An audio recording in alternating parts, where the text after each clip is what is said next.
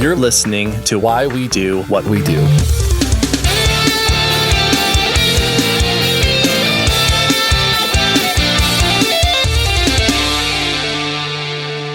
Welcome to Why We Do What We Do. I am your existential host, Abraham. And I am your moves the Bible to the fiction section host, Shane. Whoa, all right.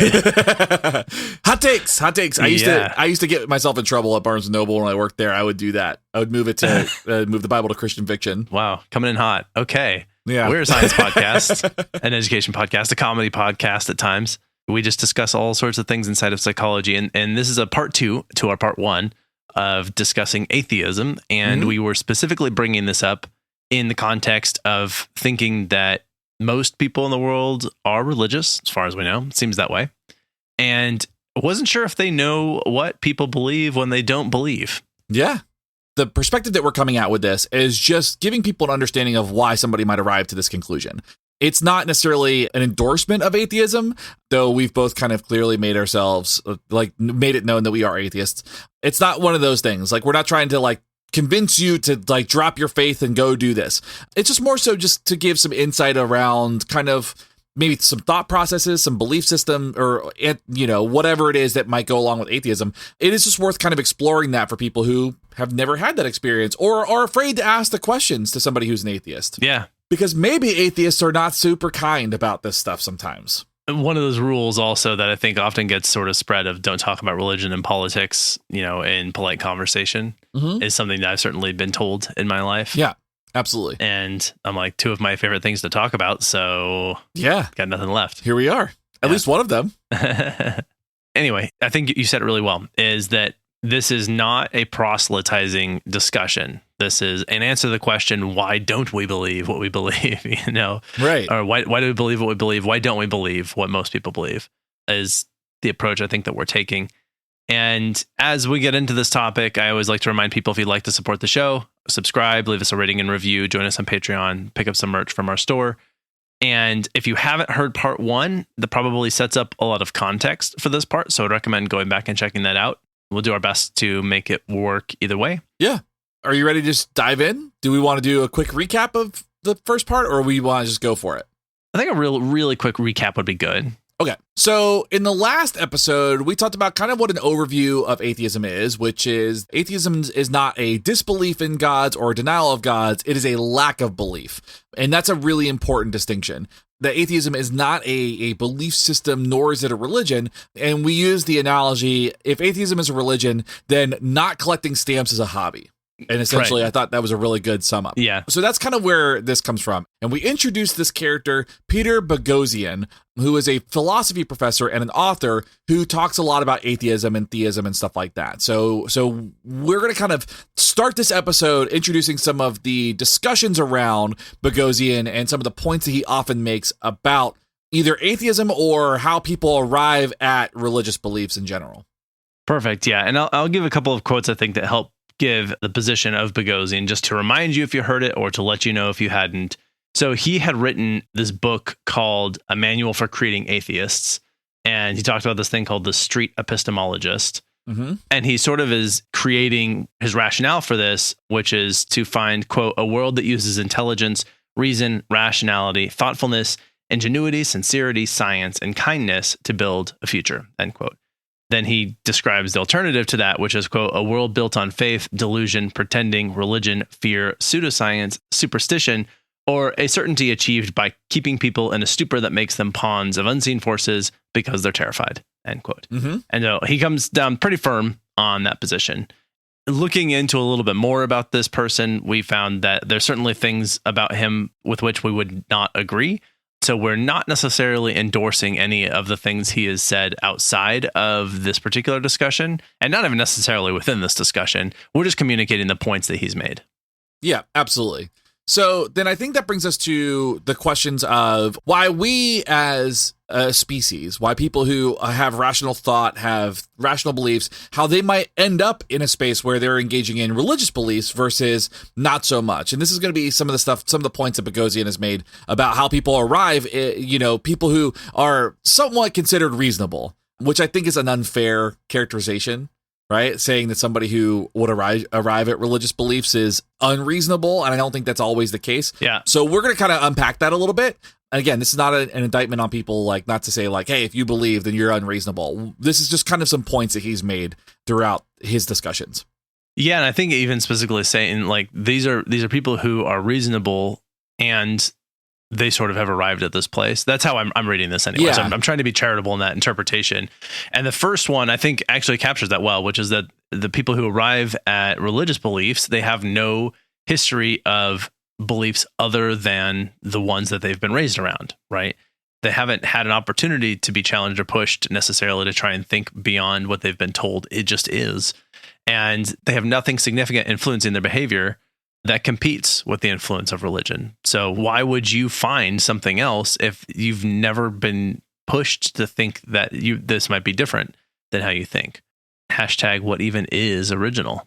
You know, that's exactly it. I mean, we can get into philosophy all day, but I think this is an important point because this is not just a religious issue, right? Like you see this happen with folks who grow up in cults, folks who grow up in white supremacist households, people who are undoing their biases as a result of their own learning histories. I mean, that's all ever present in every single person's life. So religion is no different in that regard. It just tends to have very powerful contingencies related to afterlife, the divine reward and stuff like that often. That's kind of what it boils down to a lot of times. So it makes sense that somebody who is raised in that with those contingencies around them would be influenced by that particular set of values or beliefs. Totally, yeah. Now, the second point he makes is basing beliefs on perceived evidence where there is indeed none. So what ends up happening is somebody's community, somebody's family, somebody's school can produce some kind of argument for evidence where there isn't actually evidence for that particular thing. So you'll hear people say, oh, it's a sign from God. You'll hear people quote the Bible as like a loose interpretation of some event. And you'll see this kind of happen where beliefs are developed or based on what is kind of like the mental gymnastics that is required to produce evidence. You see this with conspiracy theories, and I'm not comparing religion to conspiracy theories, but people do this. They hear one event, or maybe they see one synchronicity, and then they go, it's X, Y, and Z, da, da, da, da, da. This happens with superstitious behavior, right? Yeah. When people argue like, oh, well, it's a full moon, so everybody's behavior is crazy. It's like, that's just kind of a salient stimulus in the presence of these really wacky situations that are going on. So I think that there's an argument to be made there where, you know, it's a loose arrangement of contingencies that would make it seem like there's evidence for a particular thing when there is actually none. And sort of as inside of this too is the fact that they will call something evidence when it's almost a non sequitur. And an example I like to cite is, and many people saw this, there was like a clip on YouTube that I think was even done on some kind of TV show where it was called Atheist Nightmare. Mm-hmm. Are you familiar with this one? No, I'm not. Okay. So the man in the video, he's holding a banana and he says, this is an atheist's nightmare. And this is his evidence for God. And that's why it became sort of a joke among the sort of non-religious community. He said, because like it fits right in your hand. It's got like a pop top, like a soda can, and you peel it back. So you like have this thing that you can protective barrier against your hand and the flesh or the banana of the part that you want to eat. And then you can eat it. And like, that's divine right there. This divine creation. And like, it's such a silly, like, that's not evidence. Like, that's not evidence of anything. Right. Other than the fact that like, it's relatively convenient to eat bananas. It's even more convenient to eat apples, incidentally, which you don't have to do anything to. Yeah, exactly. And so I feel like grapes are the most convenient. There you go. Yeah. You can take just, a bite-sized piece at a time. Yeah, absolutely. That's a good point. Ridiculous. And they make drink that so many enjoy. The main point here being just that like that is something that is pitched as evidence. And I think if you heard that without any other reason to think otherwise, then that might seem like compelling evidence. But I'm like, it's not evidence, but it's pitched that way. I think you could even go in and make the argument that it's actually evidence for atheism, or at least evolution. Right. So like a plant has shaped and formed to an organism that eats that very often, because I can't imagine bananas have looked like that forever. So I'm sure they have, changed. Now, the third point that they make too is the idea of the person maybe has never had exposure to competing epistemologies or beliefs. So, and this makes perfect sense. If I've never been exposed to any other belief system or any sort of other sort of thought, then I'm very likely to subscribe to the thoughts that I have been exposed to my entire life. Like that's normal, that's comfortable, that's my learning history. So it makes more sense. And so essentially the argument is when people don't know any better, you can't really blame them for not knowing any better, for not having that exposure. Right. Which I find it fascinating. Like, I wasn't exposed to Buddhism or Islam or really anything else until I studied that in school. Not that my parents weren't religious people, they just didn't spend any time talking about that one way or another. So my exposure became much later, but once I did, I was like, oh, these are really fascinating things. Yeah, for sure. Yeah, that's a great point.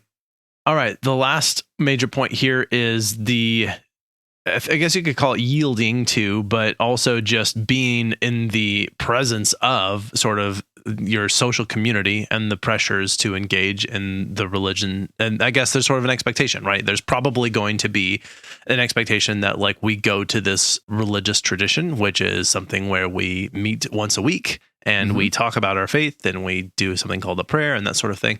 And just generally participating in that is going to be sort of this thing that has you following the herd, if you will. So you never doubt the power of the mob, and you kind of do the thing that you do, and that's, I think, understandable. You see that in communities all over the place, right? I mean, Absolutely. I live in the South. I mean, there's a reason it's called the Bible Belt, and it's because there are a lot of very religious people here who pressure others into practicing. It's like there are social pressures, not necessarily like it's not necessarily nefarious, but it is like kind of one of those things where like it's ever present. Like there's a church on every corner, type of thing. I thought it was a belt made out of Bibles. Yeah, it's real weird. It's very hard to read. It's a very hard to read belt.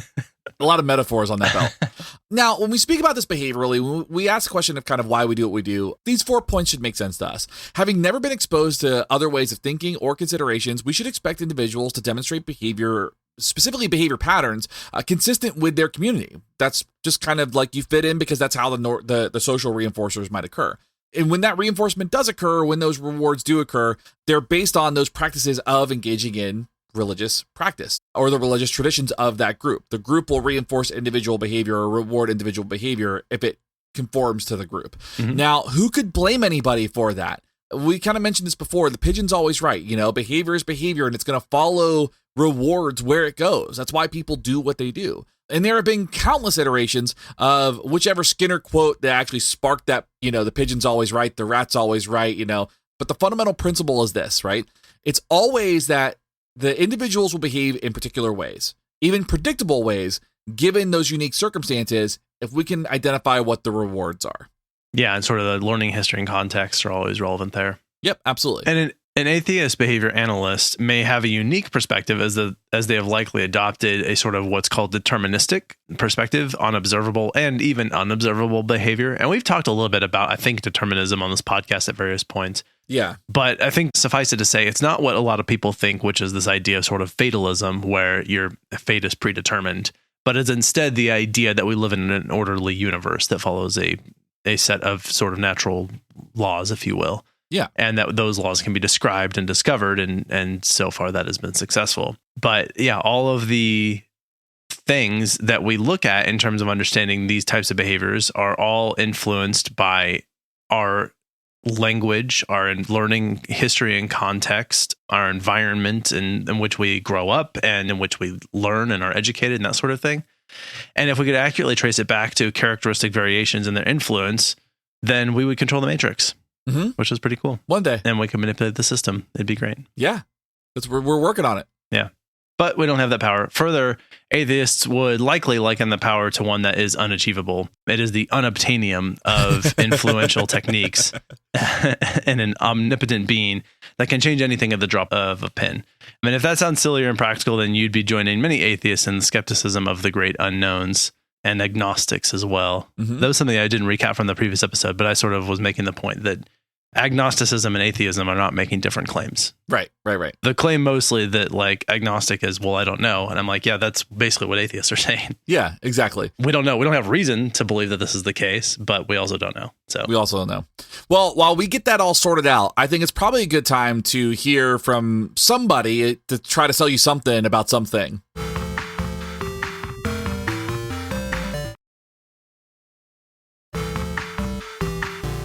Okay, we're back. The Bible pushers have maybe sold you their Bibles, or maybe it was like a Christian university sort of thing that was an ad for. Or like Bible covers. Yeah, Bible. There it is. Yeah. You can just make out a paper like you did in school. Like you can just make it out of like a paper bag. That's fine. Yeah. And then you do your own art for it. Yeah.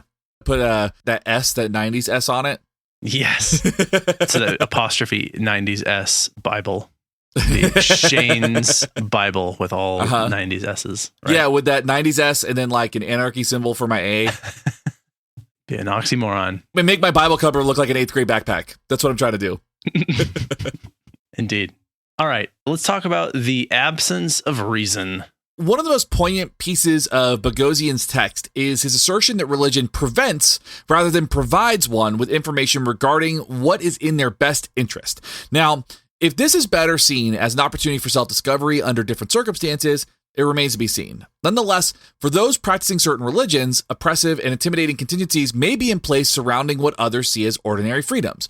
Where to get married and to whom, who we're attracted to and who we can get physical with, whether to get divorced, whether to use contraception, choices in family planning, what to eat. There's a lot of different contingencies and contexts within these religious practices that can be, I don't want to say limiting, but there are specific contingencies that are both reinforcing and punishing, with a lot of those things I just mentioned having a lot of punishing contingencies related to it.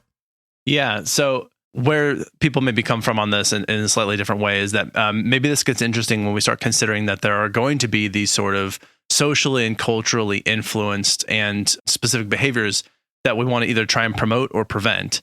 Those are usually or traditionally reflected in the laws that we write and in our Constitution, that sort of thing. It is unacceptable in the United States to discriminate against individuals for any number of clarified reasons.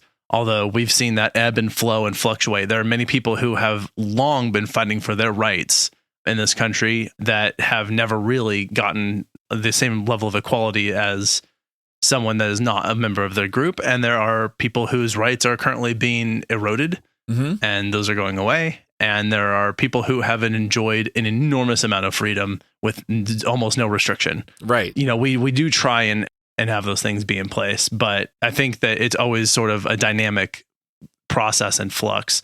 Another example here is expressly forbidden to steal property, physically assault someone, or commit murder. Again, unless you have money or friends in high places, or you get elected to office or something, apparently. But these things have a way of happening with or without a weekly attendance to a church, a synagogue, a mosque, or what have you. So just, again, they seem to happen. They happen. Not a prevention measure. Yeah. Right.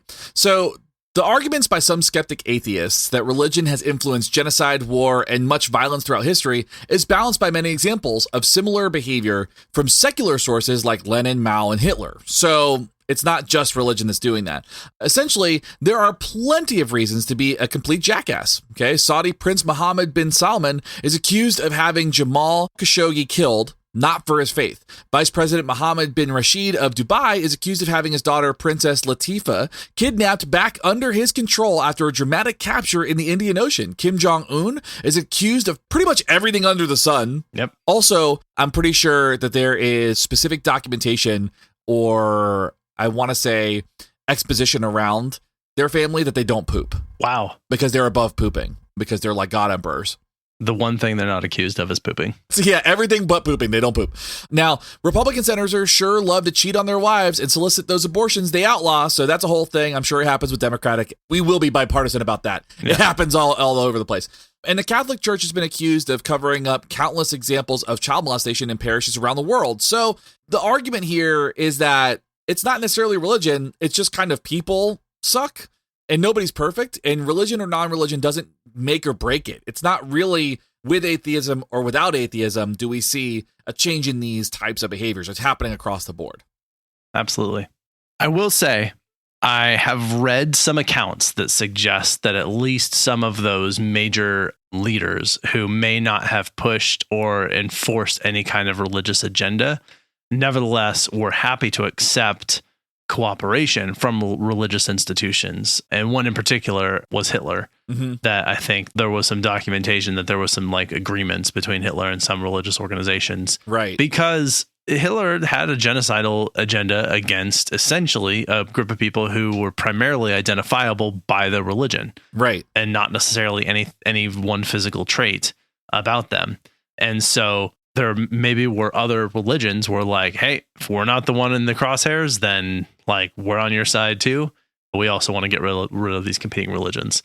And so I think whether or not they embrace those ideas, they nevertheless use the same tool. Right. And I think it's important to note that you could make the argument in any context that religion has influenced behavior in some way. Sure. Right? Like whether it is war, whether it's economics, whether it's laws, whether it's like your personal stake in something, whatever it is. I mean, the golden rule is there are versions of the golden rule across almost every religion that you'll see, any spiritual belief, a spiritual practice, you'll find a version of the golden rule somewhere. A lot of behavior in general is influenced somewhere. There's DNA of some religious practice and some scientific practice. It's all there. So to make the argument that religion is the cause of everything isn't sufficient. Yeah, I guess to like blame it on that singular variable. The golden rule: whoever has the gold makes the rules. If you didn't know what it was before, now you know. Yeah, that was my Aladdin reference. It's so good. I love Aladdin. What a great movie. Indeed. That's not the golden rule, by the way, in case anybody needed to hear that. But all right, let's talk about what do atheists believe? And this is get the heart of really the main discussion we wanted to have here is what happens to us, whoever we are, whatever an us is, whatever an I is, whatever I am, whatever happens to us when my body ceases to be. What do we believe happens?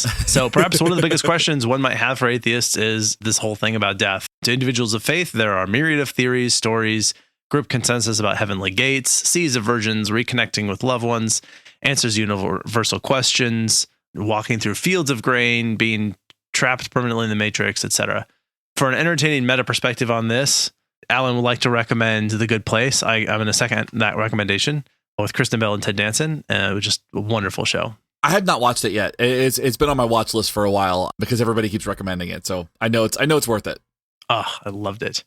All right, Shane, I want to tap you on here. What do you think happens when we die? I believe the natural process of decomposition happens. I am not somebody who believes that anything truly spectacular or spiritual happens after we die, which, people have a hard time with when we talk about that. People do not like that when I say that. I'm like, nothing happens when you die. You just rot and you refertilize the soil underneath where you were, where you're buried, if you're buried, or whatever, however your remains are processed.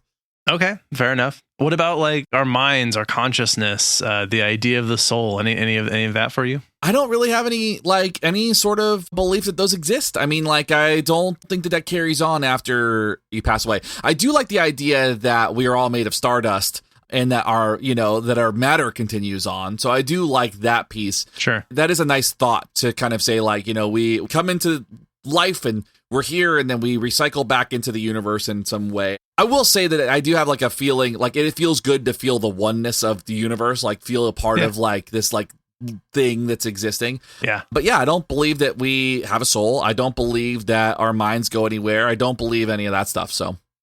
Okay. So where my mind first goes is people thinking about okay, what happens to us when we die? And I think that it's not necessarily a disagreement that our bodies cease to do things. Right. And I think people who sometimes that what they want to turn to, there are people who maybe aren't religious, but they like the idea of ghosts.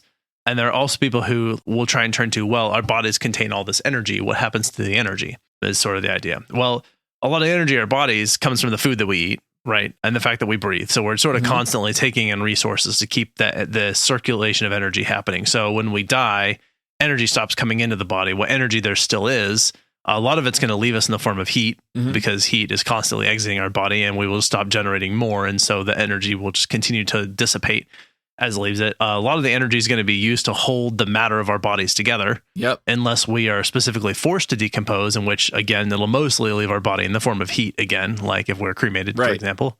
Then it looks like smoke and there will be remnants of that, which will look like ash and that sort of thing. Yeah. I don't think that my behavior, actions, or anything are driven by any other energy other than the kind of energy that makes up the energy I just described. Right. And used the word energy so many times it became meaningless. So as far as, I think just as you said, I really like this idea that you mentioned, the idea of sort of oneness of the universe of I got to be this fleeting chemical process called life for a moment. where I lived, and then that process is a known temporary process. It doesn't go on forever. And so the process will come to an end, and the experience that I may or may not have had out of that process will also come to an end. And It's just done. And agree, there's nothing like a soul. My mind is just essentially my language about my experiences and facilitated by my biology and my evolution, largely my brain. Yeah. That's about it. As you said, I'll turn into my level of chemical engagement will decrease substantially, and I will go into a state of entropy with the universe. That is what will happen when I die. Like I said, I do like the idea of like having lived, laughed, and loved. Yeah. And then moving from this mortal coil. I did ask a couple of our Patreon supporters what they thought and had some people chime in. And so I'm going to share their answers as well. This first one comes from Patreon supporter Mike T. He says, I think when we die, our physical bodies decay, but our energy does not. As they say, energy cannot be destroyed. I wouldn't quite say I firmly believe in reincarnation, but I do think a similar concept makes the most sense to me. I've read a couple of Greg Graffin's books, and I really relate to his view on naturalism. Recommend. You recommend that as well? Yeah, Greg Graffin rules. So if you're not familiar with Greg Graffin, he's the singer of Bad Religion. Okay. And he's a doctor of like evolutionary biology and has written some really rad books. Population Wars is a really great book to read. I've added to my list of PhD level musicians as well. Mm-hmm. Yeah. Mike T goes on to say, I don't personally believe in the idea of an almighty God, especially not one who intervenes. Death of life, as we know it, is final. Our energy remains, and I don't believe in the common notion of heaven. And that's the end of Mike's. The other Patreon supporter who jumped in on this, who decided they wanted to, was Mike M, who's been with us a long time. He's been around. So thank you. And he says, our bodies decay and become part of some natural cycle of environmental reuse. I don't believe in a separate spirit, so the closest thing we can get to living on is in the enduring effects of our behaviors as we pass, commonly called a legacy. And I actually really like that idea too. That's a really good point of like, although I don't believe any manifestation of anything like our soul or mind goes on, the fact that we nevertheless participated in a social community means that much of what we did might continue on in one way or another for a period of time. Yeah. If not for a long time. So that's a great point. I do have to give a quick shout out to our patron, Brad. He's a former supervisee of mine. We worked together on some really cool projects, and he and I have discussed at great length how to write a behavior analytic research article on Satanism and the tenets of Satanism and how Satanism and behaviorism actually overlap really, really well. I wouldn't say that too many times out loud until that paper is like yeah. well known. Yeah. It's a work in progress, folks. It's a work in progress. A lack of understanding about Satanism would make that a very, I mean, it's very similar to the idea of critical race theory, right? Like that was published in, I think, the New York Times, and now nobody knows. They admittedly don't know what it is, and they're all up in arms about it. And they're utterly disinterested. Disinterested is a gentle way of putting how uninterested they are in learning what critical race theory is. They want to remain ignorant so that they can remain angry. Yeah. It's wild. If we actually talked about what it is, then everyone would be like, oh yeah, that makes sense. Yeah. Maybe one day we will. Maybe. It doesn't seem like we're headed that direction, but maybe. Well, we have microphones. We can talk about whatever we want. So that's a good point. Yeah. Yeah.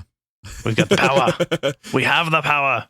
So we could spend hours articulating what any given religion or religious sect believes, what they believe happens after death, right? Atheists aren't preoccupied with the theory for it because we see death, or they see death, I should say, as a full stop, as mariecure.org describes it. They describe it as like death is a full stop, that's it.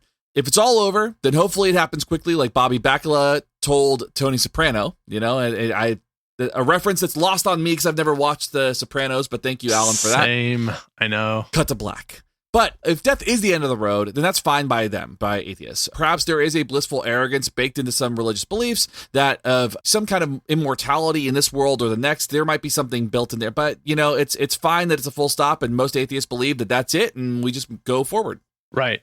And from the mariecure.org, David Cunningham Green, a member of Atheism UK, comments that a, quote, belief is by definition not a fact. It is an unproven wish, end quote. Thus, atheists do not believe in anything after death. They almost don't believe in anything at all. Right. As death is the end of the road, and when the lights turn off, there is no use discussing what comes next because that's it, period, no more. Right. One interesting caveat to this is that if they do believe in afterlife, they also do not believe in acting with a certain decorum while they're alive to increase their chances of some serenity in the afterlife. Maybe Will Smith is an atheist that explains it. But we also know he's not. He's a Scientologist, so there's that. So Shane, does it bother you at all that eventually you will be gone and there is nothing after that? So I've been thinking about this a lot lately. It doesn't bother me about the finality of death, like thinking about what happens after. Like I'm not so much worried about that. What does give me a little bit of existential dread and anxiety is the idea that I haven't done enough with the time that I have. Like I get really fixated on not wasting time. And that is something that I struggle with because, you know, for somebody who has the promise of eternal life afterwards, you have all the time ever, forever, right? Like you kind of can do all kinds of things. But for an atheist, like you have, you know, on average 80 years on this planet to do what you need to do, and that's it. And so that's the part that gives me a little bit of pause to kind of think about is am I doing enough? Am I making the most of every moment, or am I wasting time by doing X, Y, and Z, which is an unanswerable question as it is anyway. So, and I realize that, but that's also my own anxiety and my own stuff kind of like swirling around, turn it into this goop of stress. I say that does sound very stressful. Sorry for anybody who hadn't thought that before. I gave you that it's kind of like when you tell somebody that like fluorescent lights hum. When you tell people that, they're like, right. Now they'll never forget that, you know? Yeah. Sorry about that. Or when you told me that my toes were touching each other, and that's also just been a thing in the back of my mind. I'm so sorry.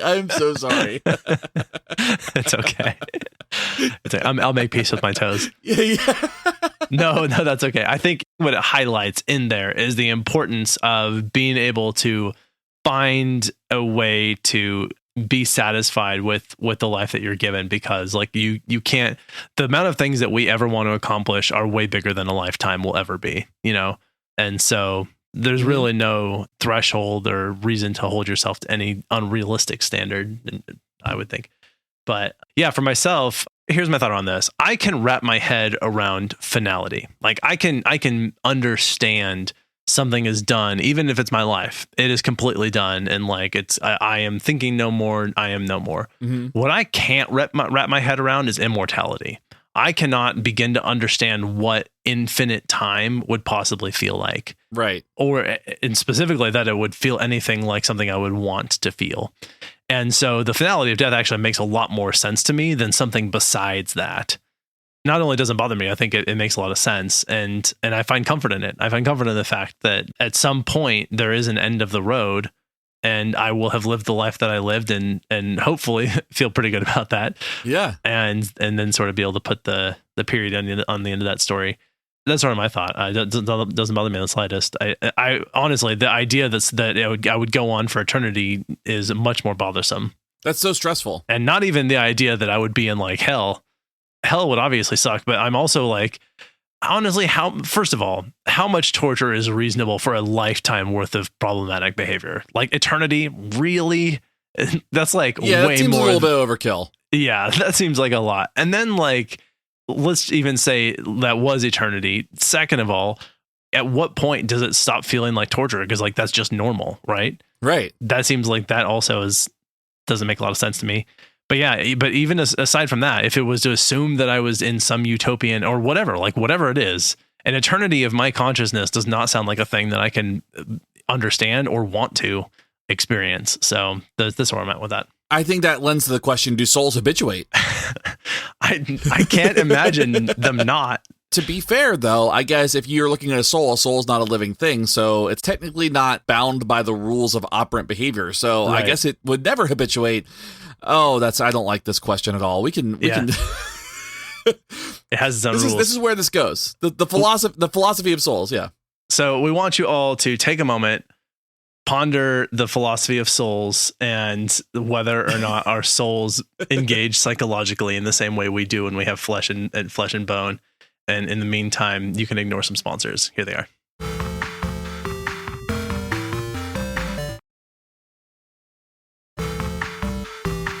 Hopefully we didn't send you on an existential spiral, and hopefully our sponsors were okay with us telling you to ignore them. Probably not. Yeah. But we're back to talk about that God-shaped hole in your godless heart.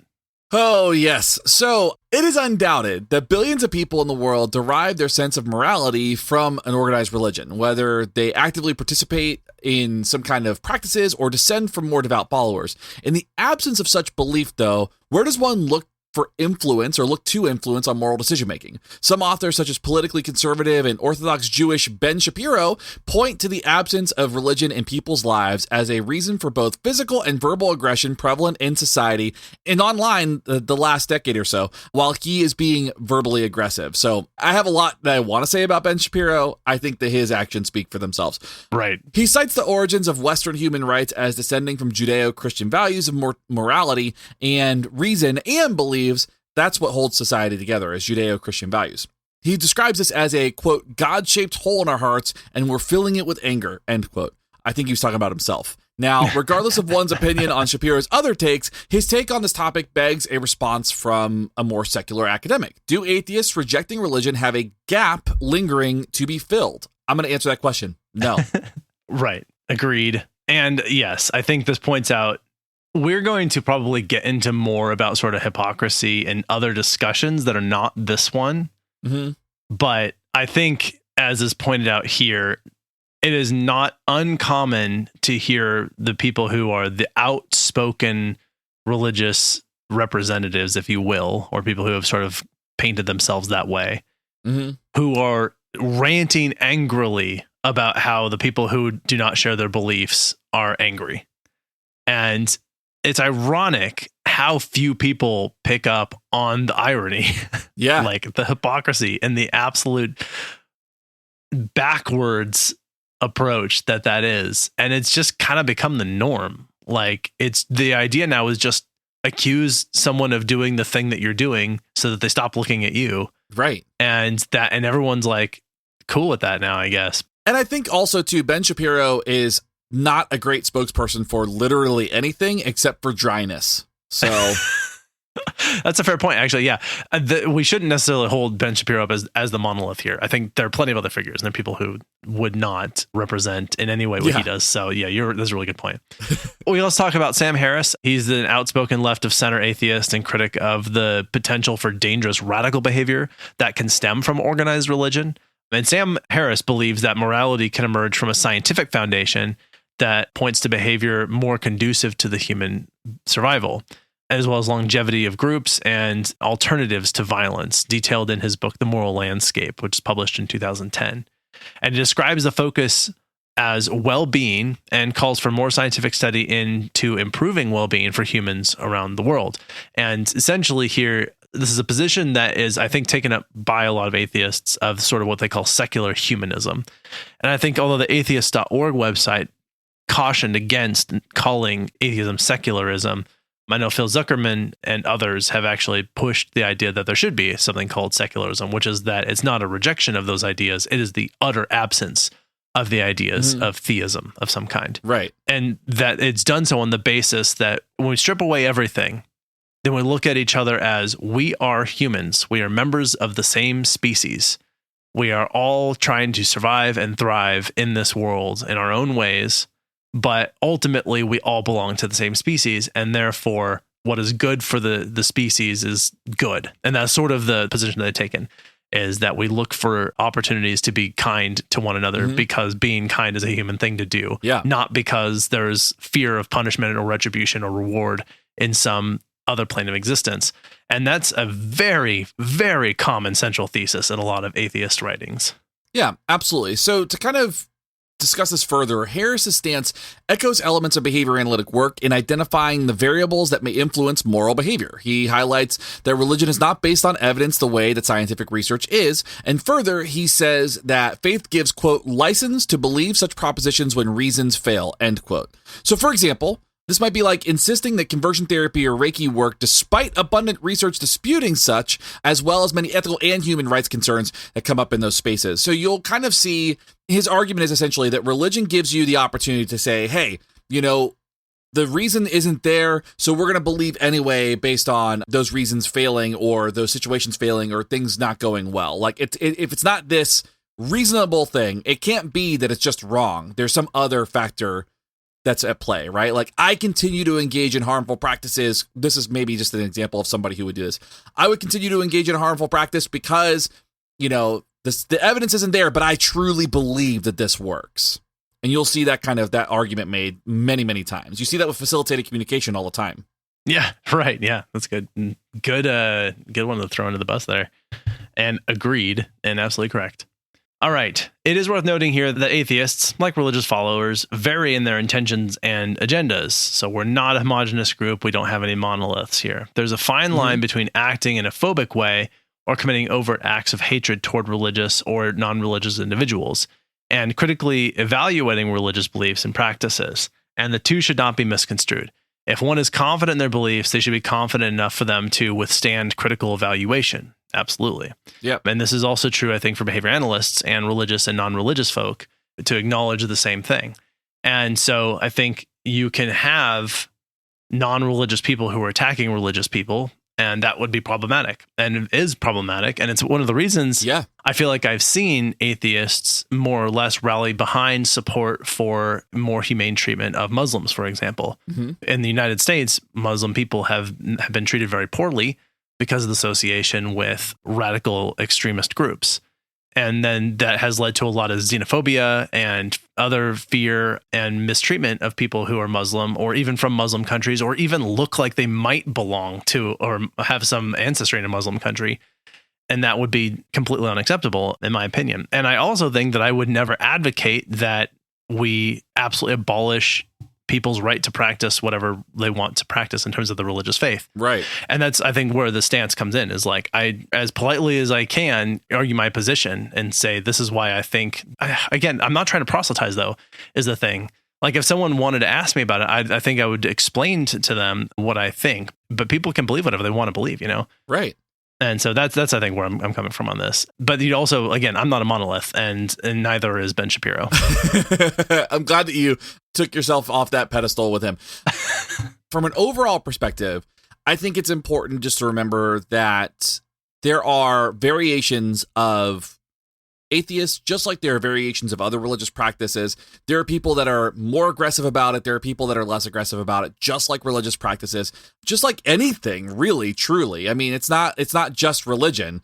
Atheism gets brought up in the context of religion for obvious reasons, but it is true for, I mean, there are people that will have passionate arguments about what is considered a Disney princess.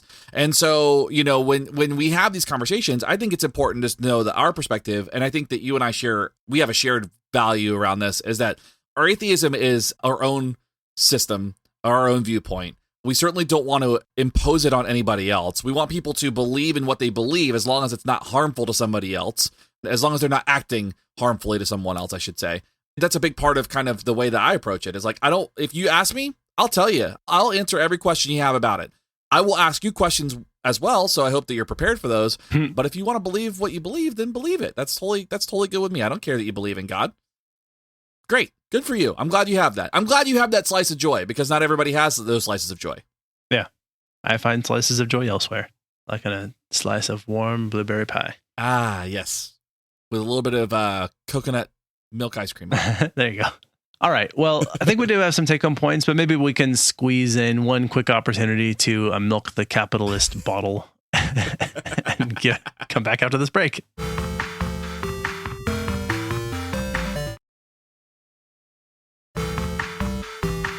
We're wrapping up this conversation. We have some take-home points for you. I think that I have several, but I'll let you start. My first take-home point is that atheists come in many shapes and sizes, just like followers of any organized religion around the world. They vary in their devotion to discussing the parameters of their practices, who they associate with, and how their beliefs or non-beliefs manifest in their behavior. While some are more concerned with discussing belief and the positive and negative behavior that results of it, perhaps a better way of looking at things is with a pragmatic lens. Whatever floats their boat. And then we kind of talked about this before. Whatever floats your boat, totally fine. While Boghossian mentions this argument and cautions against accepting it, given the potential for religious belief to spread like wildfire and evolve into dangerous consequences, maybe it makes more sense to look at the level of coercion involved in one's behavior and look at, are people truly believing because they elect to believe, they've consented to believe, or are they under coercive conditions? Are they influenced unduly by some kind of promise of punishing events as a result of not believing or not engaging? Right. I guess kind of take on point. This Boghossian person came up a lot, and he argues that in the absence of faith, one is free to make decisions on the basis of science and or self-discovery in contact with actual experiences and the actual outcomes of the things that we do, right? We can get into a discussion of free will. We have a previous episode on that. We're planning to follow up in addition to that. In Boghossian's ideal world, no influence of such a belief system would impact one's decision towards certain life choices, such as romance, childbearing or contraception, what you read, your political affiliation, wardrobe, music, movies, anything, really. So if you want to wear a leather thong with your MAGA hat at the next Capitol riot blasting Scissor Sisters, then go home and to watch Touched by an Angel reruns with your mom while prepping for Passover, ain't nobody going to stop you. Hashtag America. Hashtag Alan. Hashtag Alan. Yeah. Always appreciate that. Yeah. You know, maybe a take-home point I would have with that is that the argument of the absence of faith leads to decisions based on science. I think that you can have faith and still make decisions about science too. I mean, and I think that those things are not necessarily mutually exclusive. Yeah. And I think that a lot of the more staunch atheists that are out there will make the argument that they are, or they should be. And I don't think that's fair. Yeah. I think that's a very black and white binary view of how atheism should operate in a system where atheism is not the norm. Yeah. I don't think that that's a fair thing. I think that you can absolutely have faith and still make scientific judgment and true and understand the world and understand organized phenomenon and determinism in a really meaningful way. Like, you can have both of those things. I can't square that peg for myself. Like I can't make those two things fit together. And I also don't want to. Me neither. Right. Yeah. We have plenty of examples of scientists for whom, like, it all depends on how you're applying yourself in your field. Like, there are plenty of people who, like, they are really good at what they do, and it's a science-based field, but they aren't necessarily asking existential questions. Like, they're trying to figure out how some other piece of the universe sort of works, and they have no problem with the fact that, like, there's no conflict between those beliefs because one doesn't necessarily inform or inhibit the other in any way. Right. And I think we've seen really good examples of people who do good science who can have those faith. And it's just not something that I do or can do or want to do, but that's not to say that nobody could. I'm just not, that's just not who I am. Right. Anyway, one of the main points here is sort of looking at what do atheists believe or not, right? What happens?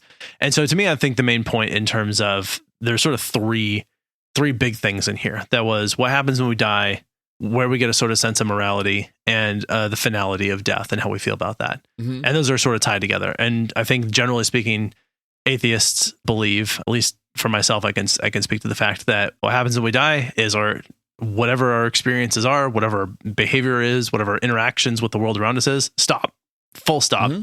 That's it.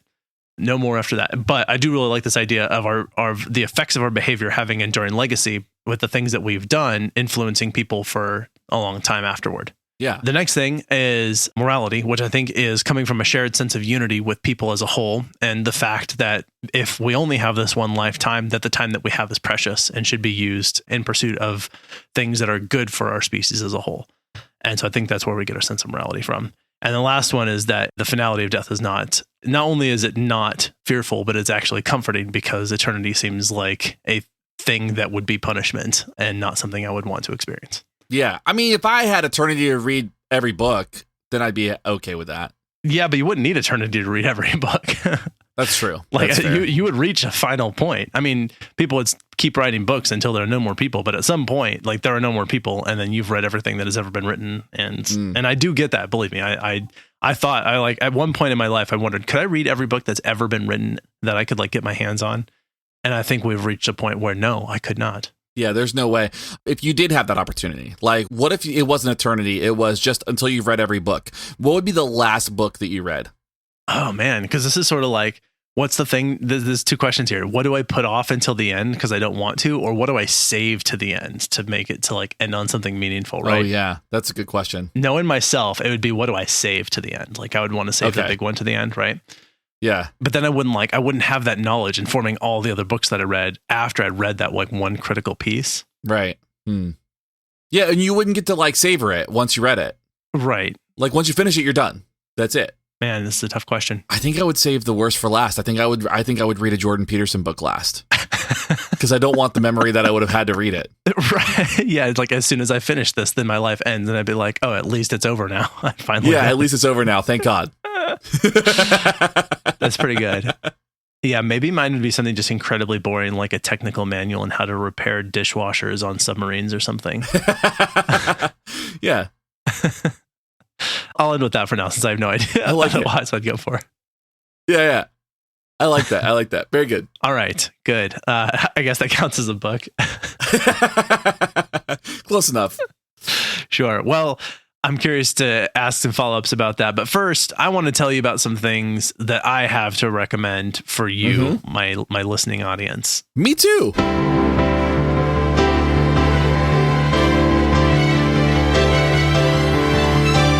Recommendations. All right, I'm going to go ahead, and this is somewhat timely. This is relatively topical, but I am recommending Doctor Strange and the Multiverse of Madness, the new movie out from Disney. I'm so glad. Yeah, the new Marvel movie. I get to see it today at the time of this recording. Exciting. Yeah, it'll be about 10 days after Shane sees this that everyone will get to hear this episode. He and I will be corresponding via text to talk about it, because I couldn't wait and I was going to go see this. I loved the first Doctor Strange. I'm a huge fan of the Marvel Cinematic Universe, as anybody who's listened to the show ever could probably guess. And I was really looking forward to whatever is going to happen as we've launched fully into phase 4 of the MCU. And which I always think of that one channel that called it the massive gangled unicorn. Yeah, that's pretty good. Anyway, I can't say much about it without spoiling it, other than this is one of the most crazy movies I've ever seen, and it was a lot of fun, and there's a lot of cameos, and it radically changed. I don't know. This is the closest that the MCU has gotten to a horror movie, I think, and it is really, really, I don't know.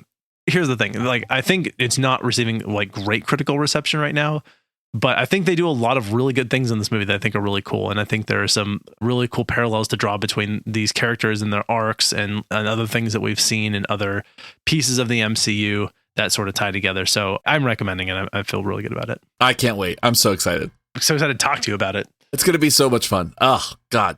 Okay, so my recommendation is much less intense than that. It is the Beyond Meat jerky. As a vegetarian, one of the things I had to give up many years ago was beef jerky. It was a regular snack of mine that I would grab, specifically a teriyaki. If I could grab teriyaki beef jerky, I was all about it. This is why if you ever kiss Shane's hand, it tastes like teriyaki. That's what it is. Yeah, you know, it's a wild, it's just so much teriyaki in my life. I just could not even tell you. Maybe.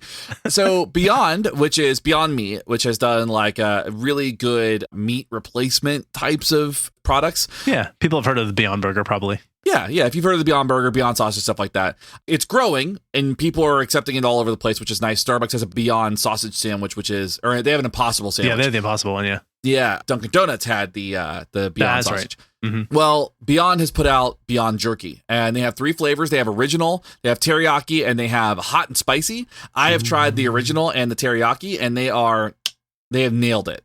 It is unbelievable. If I handed this to somebody who didn't eat meat, or who did eat meat, they wouldn't be able to tell the difference.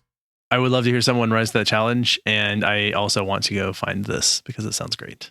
Yeah, it's so good. We got it at Target, so it's there. It's present now. There's so many different types of the vegan beef jerky like replacer things, but I've been a really big fan of the Primal beef jerky ones, if you're familiar with those. Yeah, those were good. Yeah, particularly the Thai peanut. That one's my favorite. I like the Louisiana one. Oh, I know what you're talking about. That's really good. It's got a bunch of flavors. Yeah, those are good. Yeah, I agree. There's been some new ones recently that have done all these mushroom jerkies, and I wouldn't have thought that those would be good, but there's this habanero one that I really like. So I have a garlic one that's pretty good. So I would like to try the habanero one, though. Do you like spicy? I forget. I love spicy. Oh, okay. I went to the doctor recently. I have to eat less spicy because I have peptic ulcer disease. So that's fun. Oh, geez. So I got to eat less spicy, but I'm just going to live my life. So fair. So you only got one. You only get one. That's the whole theme of these 2 episodes. That's right. It's the last thing you do before you go. Yeah. I think that's all I have to say on recommendations. Let's go ahead and wrap this up then. I think, first of all, I want to say thank you, everyone who has listened to this. If you stuck through us this whole entire time, stuck with us through this whole entire time. I don't know what I'm saying. If you would like to tell us about your views on atheism, Ben Shapiro, Peter Boghossian, beef jerky, vegan beef jerky, or beef jerky replacements, Marvel movies, or any of the things that we mentioned in this other episode, please reach out to us. You can reach us on social media. We're particularly active, I think, on Facebook and Instagram. And now that Twitter has become a platform for disinformation and hate speech, probably not going to be our place to be. Right. But we're on the other social media platforms, and you can always email us directly at info@wwdpodcast.com. And even if you were just like, I just want to say hi because they seem like cool guys, we're happy to hear that. even just say, this is for the cool guys. We'd be cool with that. Yeah. Yeah. Absolutely.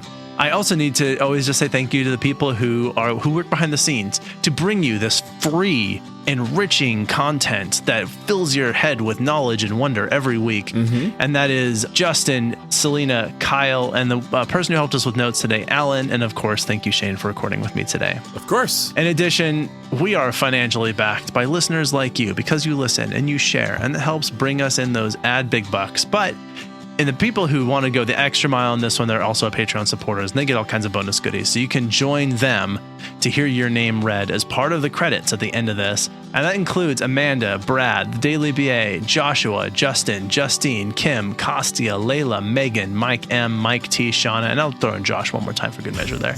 That's our group of Patreon supporters, and you should join them. They're a good community of really cool people. You get to be on our Discord server where you can talk with us directly, which is fun. Yeah. And of course, you get behind the scenes access to stuff, as well as discounts on merch if you join at a high enough level. So I think that's everything else. What am I missing, Shane? I think that covers it. I think that's everything. All right, perfect. Well, then this is Abraham. And this is Shane. We're out. See ya. You've been listening to Why We Do What We Do. You can learn more about this and other episodes by going to www.wwdpodcast.com. Thanks for listening, and we hope you have an awesome day.